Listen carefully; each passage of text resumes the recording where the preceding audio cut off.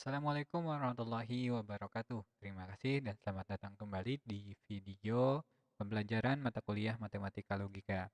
Di video ini kita akan belajar mengenai bentuk fungsi boolean. Di pertemuan sebelumnya kita sudah mempelajari mengenai apa itu aljabar boolean dan kemudian definisi dari fungsi boolean itu sendiri. Nah, selanjutnya kita akan coba review terlebih dahulu sedikit mengenai fungsi boolean. Secara definisi, fungsi boolean adalah sebuah ekspresi yang terbentuk dari variabel boolean, kemudian operator boolean, tanda sama dengan tanda kurung. Nah, ini ada sebuah contoh di mana fungsi boolean memiliki variabel x, y, kemudian sama dengan x aksen y ditambah x y aksen plus y. Di dalam pembentukan fungsi boolean, kita sudah mengetahui bahwa ada beberapa komponen ya. Yang pertama itu variabel, kemudian ada literal. Nah, apa itu literal? Literal adalah setiap variabel boolean termasuk komplemennya yang ada pada fungsi boolean. Contohnya, kita menemukan bahwa variabel yang ada adalah x, y. Termasuk komplemennya, berarti komplemennya adalah x aksen, y aksen. Nah, di sini kita menemukan literalnya, berarti di sini x aksen, x, y aksen, y. Berarti literalnya ada berapa? Literalnya ada 5 buah ya. Literal x aksen, x, y aksen, dan y. Ini disebut dengan literal. Nah, kemudian yang kedua ada suku. Suku apa suku? Secara global, definisi suku adalah bagian bentuk dari aljabar yang dipisahkan oleh plus dan minus. Nah, itu definisi secara aljabar ya. Sedangkan kita tahu bahwa boolean itu operatornya adalah plus dan kali. Sehingga kita asumsikan saja pemisahnya adalah plus dan kali. Kita tahu di sini tadi ada beberapa literal, selanjutnya tadi ya bagian dari bentuk persamaan yang dipisahkan oleh operator. Di sini ada suku pertama, di sini adalah suku kedua, dan ini adalah suku ketiga. Intinya di sini adalah semuanya adalah suku. Ya, kita tahu bahwa ada berapa suku? Ada tiga buah. Demikian. Nah, itu untuk review mengenai fungsi boolean. Semoga teman-teman paham ya terkait review singkat terkait fungsi boolean. Oke, selanjutnya kita akan masuk ke materi. Materi kita adalah bentuk fungsi boolean. Nah, secara singkatnya bentuk fungsi boolean itu kebagi dua. Ada bentuk kanonik, ada bentuk standar. Apa yang dimaksud dengan bentuk kanonik? Bentuk kanonik adalah fungsi boolean yang setiap sukunya memiliki literal lengkap, mengandung semua variabel yang didefinisikan pada fungsi tersebut. Maka disebut fungsi boolean dalam bentuk kanonik. Nah, nanti saya akan mencontohkan. Dan jika tidak demikian atau tidak lengkap, maka kita bisa sebut bentuk standar. Contoh, ini adalah bentuk kanonik. Maksudnya gimana? Kita tahu bahwa variabelnya itu x, y. Cek setiap sukunya, apakah sukunya itu memiliki setiap variabel atau komplemennya. Di sini kita tahu ada x, ada y. Di sini ada x, ada y, ada x, ada y. Lengkap ya, setiap variabelnya dia punya. Entah itu komplemen ataupun bukan. Kalau misalnya bentuknya seperti ini, kita sebut bentuk fungsi boolean ini adalah bentuk kanonik. Kemudian bagaimana jika itu adalah bentuk standar? Misalnya f fungsi x, y, ya hilangkan saja salah satunya. Misalnya x, y, x aksen, ini plus, ini y. Nah, salah satu sukunya ini tidak memiliki variabel y. Y-nya tidak ada ya. Maka kita bisa sebut bahwa fungsi boolean ini adalah bentuk standar. Nah, agar teman-teman bisa lebih paham apa itu bentuk kanonik dan bentuk standar, saya memiliki beberapa contoh di sini. Silahkan teman-teman jawab persoalan ini di komen bawah, sertakan NRP dan shift kelasnya. 10 orang per kelas akan mendapatkan nilai tambah dari dosen masing-masing. Oke, selanjutnya kita sudah mengetahui bahwa bentuk fungsi boolean itu terdiri dari bentuk kanonik dan ada bentuk standar ya. Nah, sekarang kita bagi lagi. Ternyata di setiap bentuk fungsi boolean itu ada bentuk yang lain. Itu ada SOP atau min term, kemudian ada post atau max term. Apa ini, Pak? Kita bahas. Nah, SOP apa? SOP adalah fungsi boolean yang merupakan penjumlahan dari hasil perkalian. Ada dua kata ya, penjumlahan dari hasil perkalian. Sehingga Setiap sukunya itu merupakan hasil operasi perkalian, kemudian antar satu suku dengan suku yang lainnya itu dipisahkan oleh operator penjumlahan. Singkatnya kayak gini, setiap sukunya itu, ini ada titik ya, setiap sukunya itu adalah hasil dari perkalian. Kemudian, setiap antar sukunya itu dipisahkan dengan tanda plus. Kemudian ada POS, product of sum. POS adalah kebalikan dari si SOP. Bila tadi SOP itu antar sukunya adalah plus, nah untuk POS itu antar sukunya adalah kali. Sehingga definisinya POS adalah fungsi boolean yang merupakan perkalian dari hasil penjumlahan. Definisinya apa? Perkalian dari hasil penjumlahan. Jadi sukunya dijumlahkan, kemudian antar sukunya itu dikali. Semoga teman-teman bisa paham. Nah, kita akan coba contoh lagi agar teman-teman bisa lebih paham. Di sini ada beberapa 4 contoh. Nah, ini nggak perlu dikerjakan di komen. Kita kerjakan bareng-bareng. Untuk contoh yang pertama, kita cek apakah ia kanonik atau standar. Caranya, tadi kanonik adalah bentuk fungsi boolean di mana setiap sukunya itu literalnya lengkap setiap variabelnya. Kita cek sekarang. Variabelnya apa aja? Ada X, ada Y, ada Z ya. Berarti ada 3 variabel. Kita cek. Untuk suku yang pertama, ada X, ada Y, ada Z. Ada X, ada Y, ada Z. Ada X, ada Y, ada Z. Berarti ini dia kanonik. Nah, selanjutnya membedakan antara POS atau SOP. Ingat kalau SOP adalah penjumlahan dari hasil perkalian dan POS itu berarti perkalian dari hasil penjumlahan. Oke, yang ini antar sukunya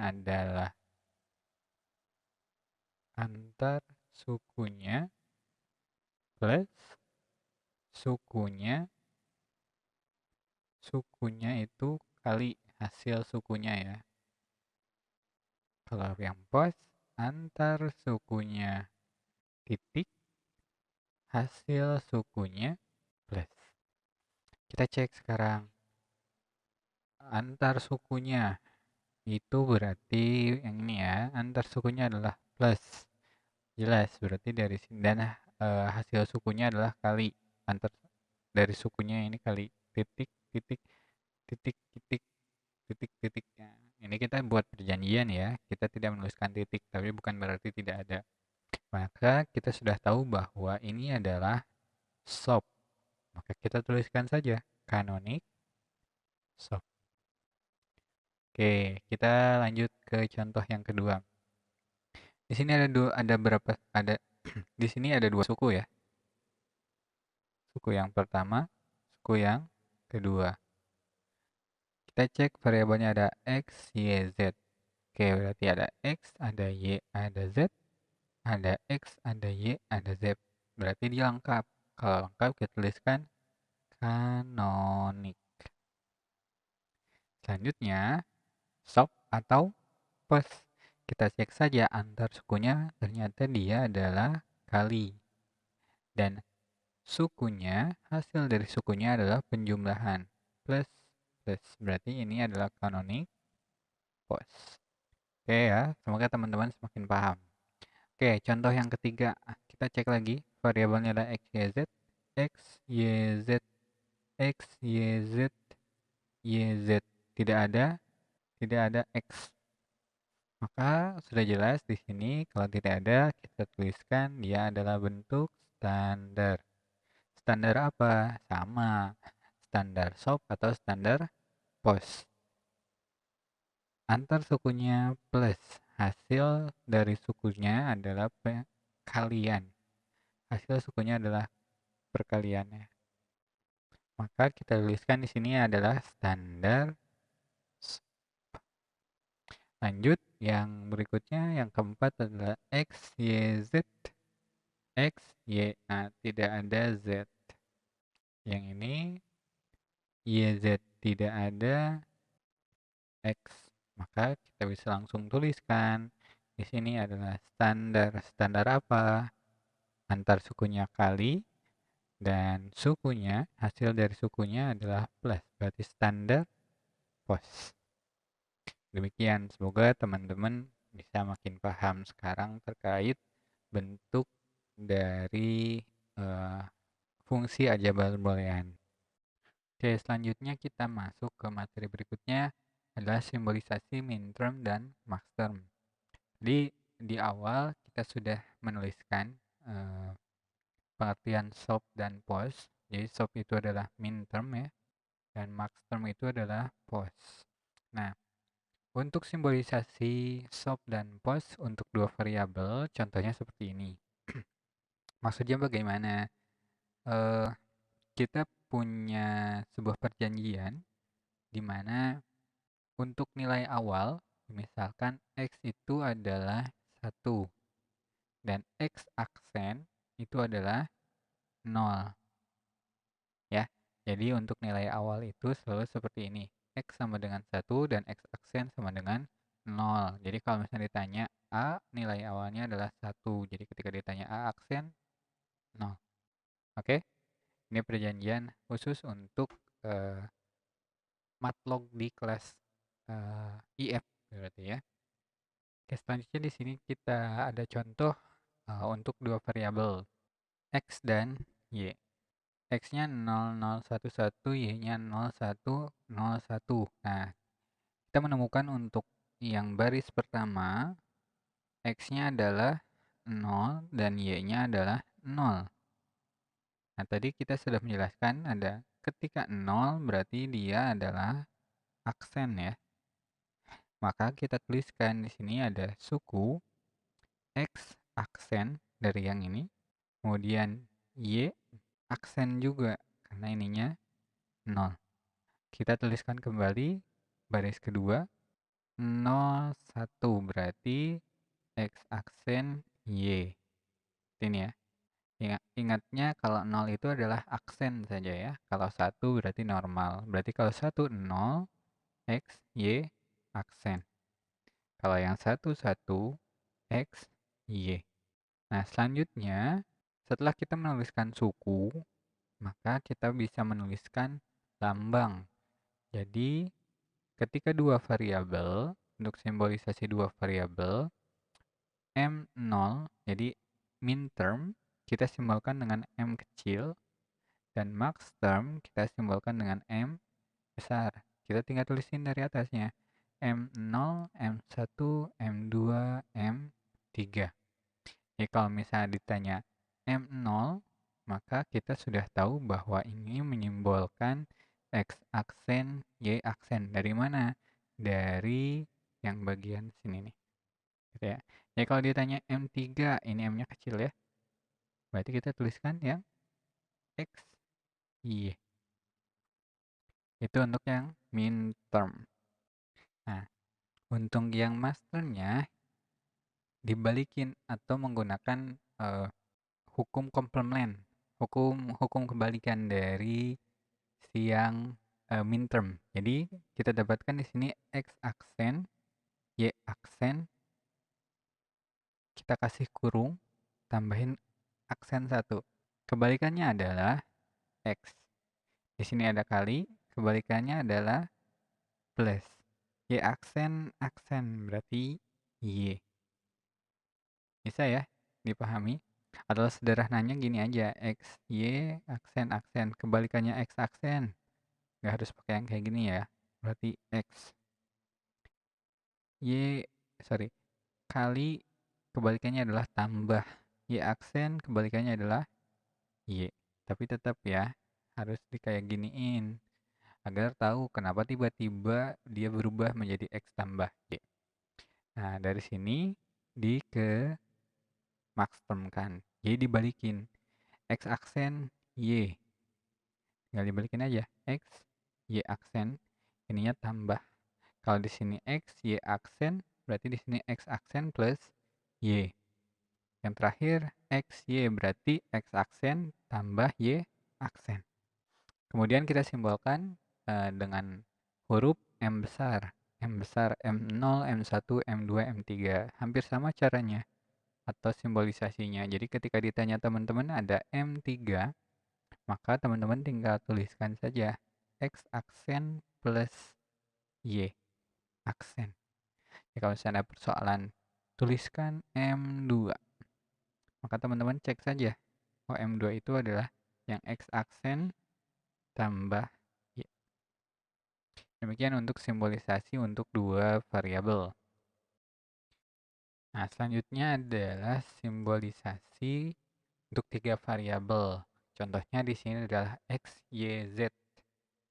Dituliskan secara tabel kebenarannya 00001111 sampai dengan semikian. Nah, caranya sama ya. Berarti di sini kita tuliskan dulu saja X, Y, Z. Nah, di sini 0 berarti tinggal aksenkan saja. Gitu ya, cara mudah penulisannya. Kita tuliskan saja semuanya. X, Y, Z, X, Y, Z. Kita tinggal cek 0, 0 berarti depannya aksen, aksen. Yang satu enggak karena nilainya nilai awal berarti Z. 0, 1, 0 berarti aksen, 1 enggak, Z-nya aksen. 0, 1, 1 berarti yang depan saja aksen. 1, 0, 0 berarti X, Y aksen, Z. 1, 0, 1 yang aksen adalah yang Y. 1, 1, 0 yang Z saja. 1, 1, 1 berarti gini ya. Selanjutnya kita ngebuat simbolisasinya dengan M kecil. M0, sorry. Tuliskan M, M, M, M, M, M. 1, 2, 3, 4, 5, 6, 7. Kita selalu mulainya dari 0 ya.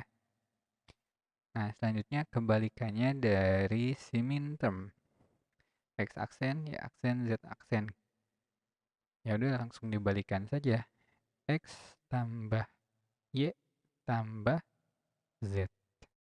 X, Y aksen Z berarti X tambah Y tambah Z aksen. X tambah Y tambah Z, kita cek lagi. X aksennya berarti yang ini kebalikannya X aksen. Nah, Y di sini jadi aksen, Z-nya jadi Z saja.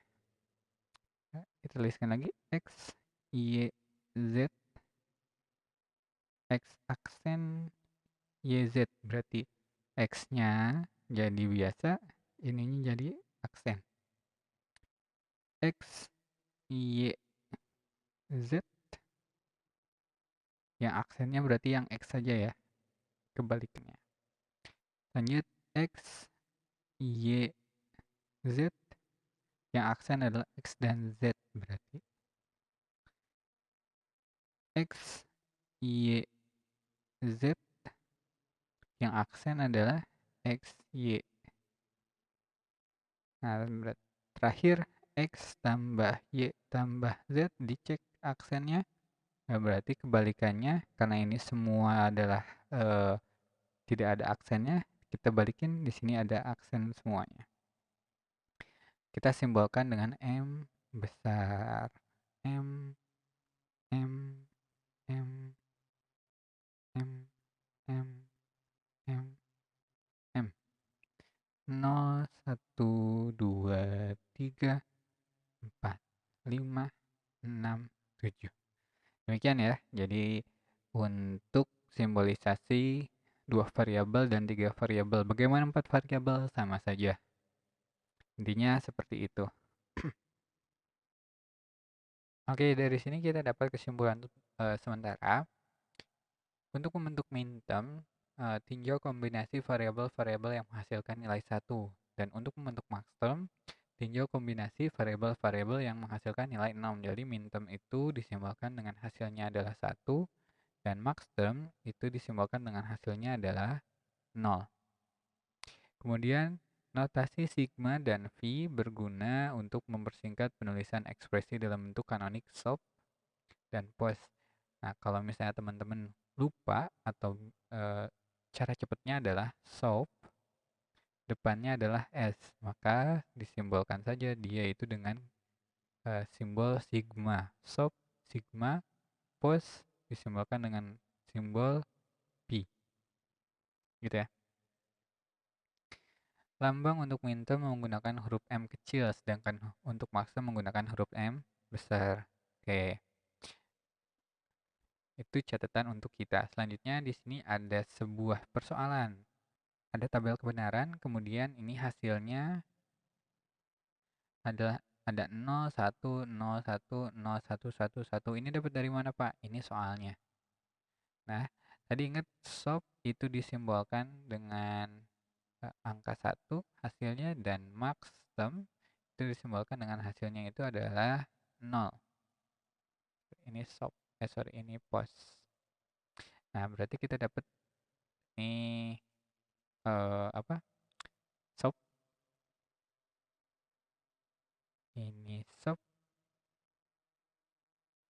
Ini juga SOP, SOP. Ya, maka untuk solusi yang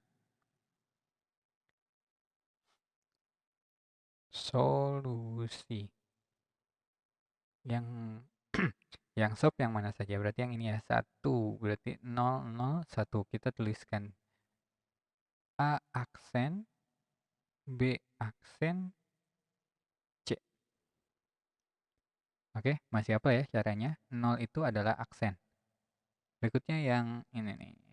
0, 1, 1. Berarti A, B, C, aksen, aksen. Sorry, kebalik.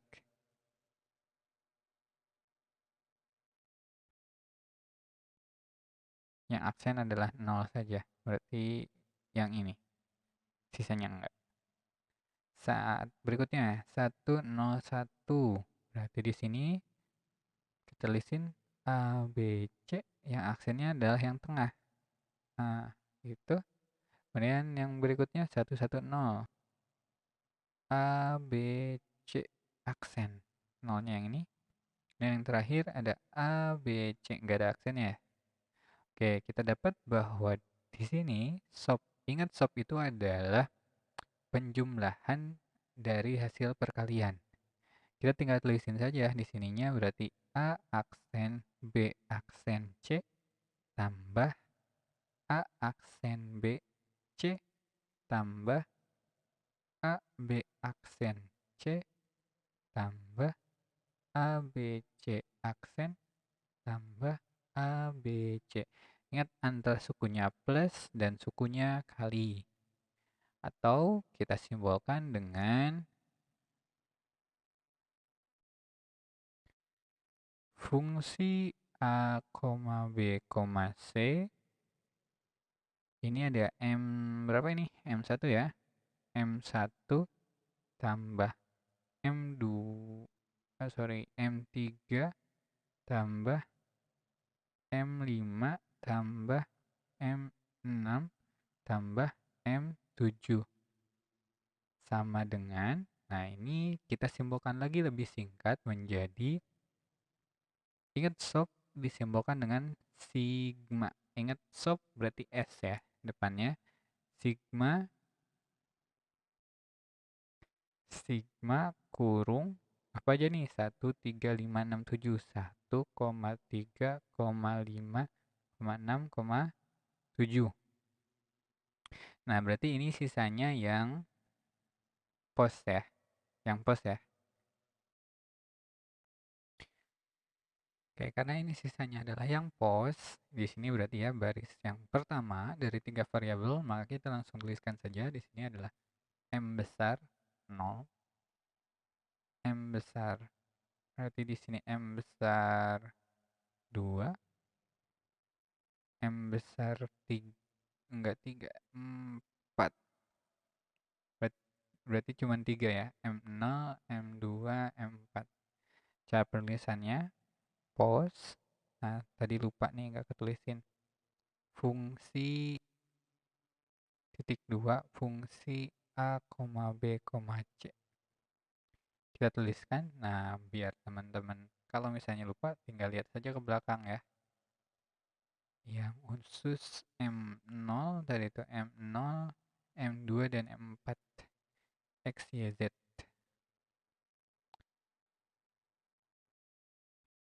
Nah, ini kita tinggal tulisin saja. X, kebalikannya ya. X tambah Y tambah Z. Ini kenapa X-nya biasa saja, harusnya kan kita definisikan 0 itu aksen. Karena ini kebalikan dari minterm. Jadi yang kebalikan itu, X aksen itu hanya untuk perjanjian untuk minterm ya. Berarti di sini kita tulisin X, Y, Z kurungin kali. Yang berikutnya itu 0, 1, 1. 0 itu berarti X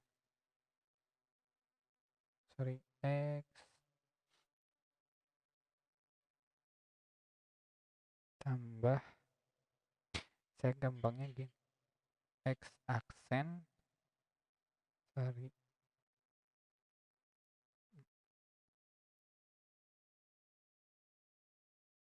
yang ini ya, X aksen, Y, Z aksen. Jadi kita tulisinnya X tambah Y aksen tambah Z. Yang ketiga, berarti yang ini. Berarti ini adalah X, Y aksen, Z aksen. Di X aksen tambah Y tambah Z. Benar gak ya? Kita coba cek dulu deh. Yang pertama, ini X aksen, Y aksen, Z aksen. Kebalikannya berarti, kok X, Y, Z ya, padahal ABC.